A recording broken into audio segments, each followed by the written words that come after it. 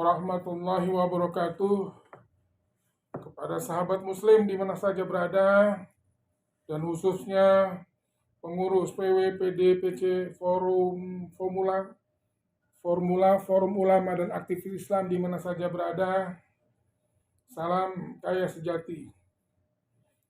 Dan sudah 2 episode kita membahas tentang kaya sejati, dan alhamdulillah hari ini episode yang ketiga, bagian yang ketiga, kita melanjutkan daripada kaya sejati, di mana umat Islam itu mesti kaya.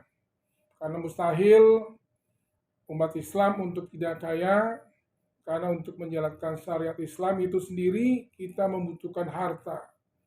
Minimal sholat menutupi daripada aurat kita untuk sholat, punya baju yang bagus, punya sarung, punya peci, dan ada parfum. Kita lanjutkan materi kita hari ini tentang kaya sejati. Kemarin 2 episode yang lalu kita sudah membahas masalah kaya sejati. Ada 3 faktor untuk kita menjadi orang kaya di mata manusia, juga di mata Allah Subhanahu wa Ta'ala.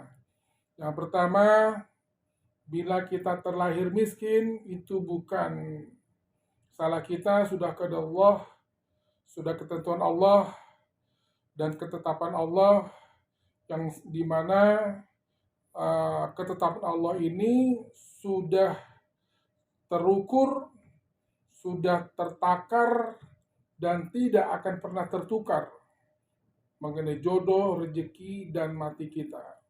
Sudah terukur, tidak tertukar, dan semuanya sudah tertakar sesuai dengan kode dan kadar Allah Subhanahu wa Ta'ala. Dan yang kedua adalah tentang perubahan itu sendiri. Dan kita harus berubah. Apabila kita terlahir miskin, ya kita harus merubah kehidupan itu sendiri.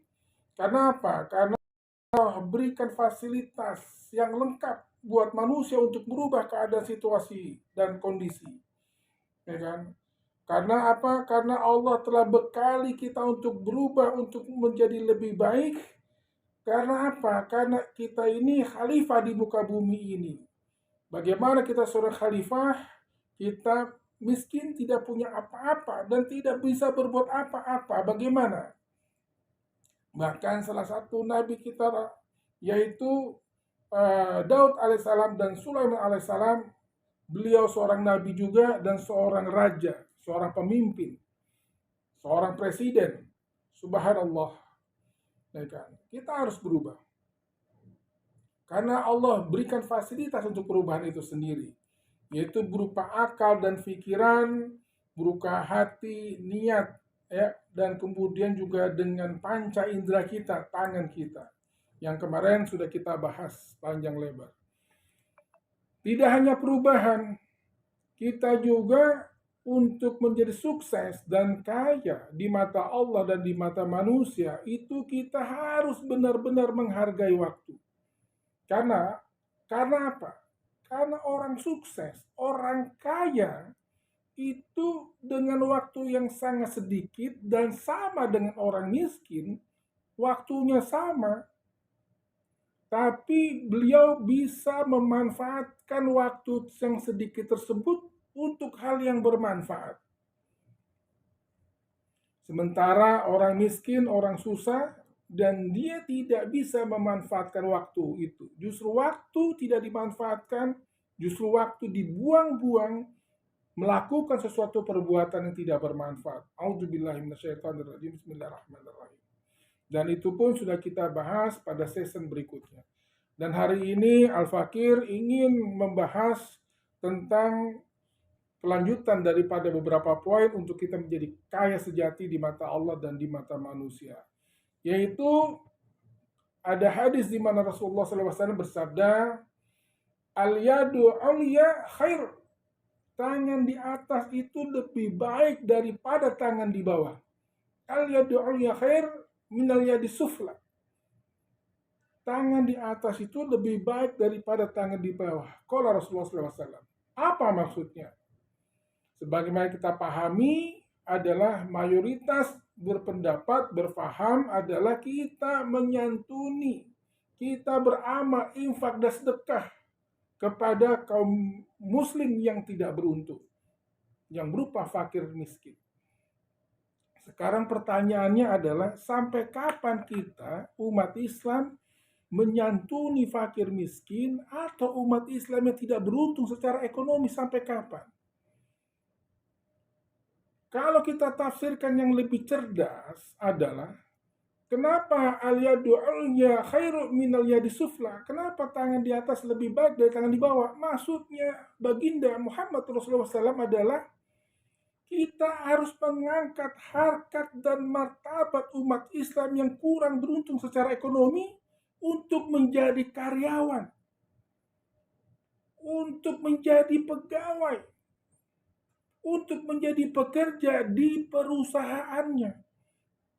Jadi kita tidak perlu menyantuni dari saudara kita, tapi kita cukup dengan memberikan gaji, apakah harian atau mingguan atau bulanan.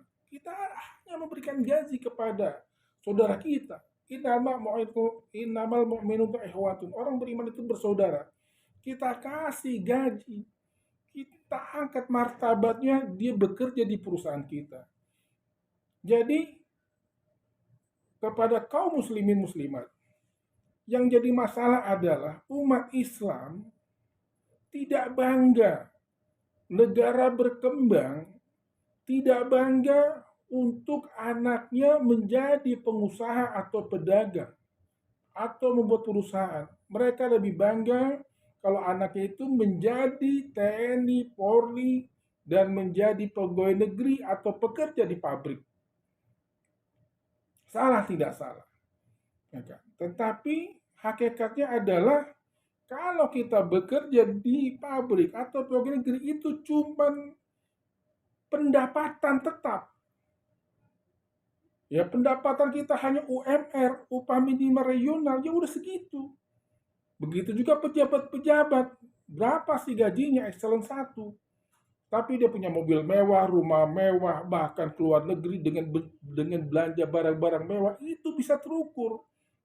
Kalau dia upload, dia videokan ke sosial media, itu akan ditangkap oleh KPK. Karena apa? Karena ketahuan gajinya hanya eselon berapa, golongan berapa. Masa golongan 2, golongan 3, dia punya rumah mewah, mobil mewah. Apalagi anak-anaknya juga punya mobil mewah. Tidak bisa. Kalau mau kaya, kita harus menjadi pengusaha dan pedagang kepada kaum muslimin muslimat. Sebagaimana baginda kita Muhammad Rasulullah SAW dari mulai 6 tahun, 8 tahun dipelihara oleh Abu Talib. Kemudian beliau diajak berdagang ke negeri Syam. Dari kecil beliau diajak berdagang untuk ekspor impor, memperdagangkan jual beli. Dari kota Mekah ke negeri Syam, subhanallah.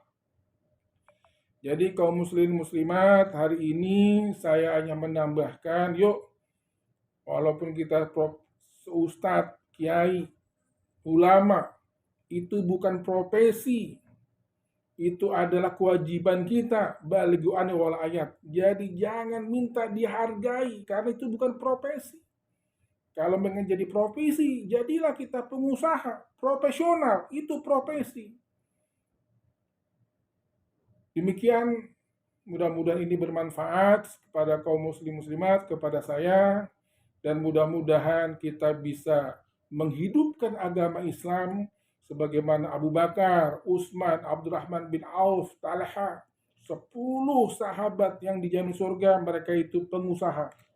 Satu yang tidak banyak rezekinya yaitu Ali bin Abi Thalib, tapi beliau gudangnya ilmu. Demikian, wabillahi taufiq wal hidayah. Wassalamualaikum warahmatullahi wabarakatuh.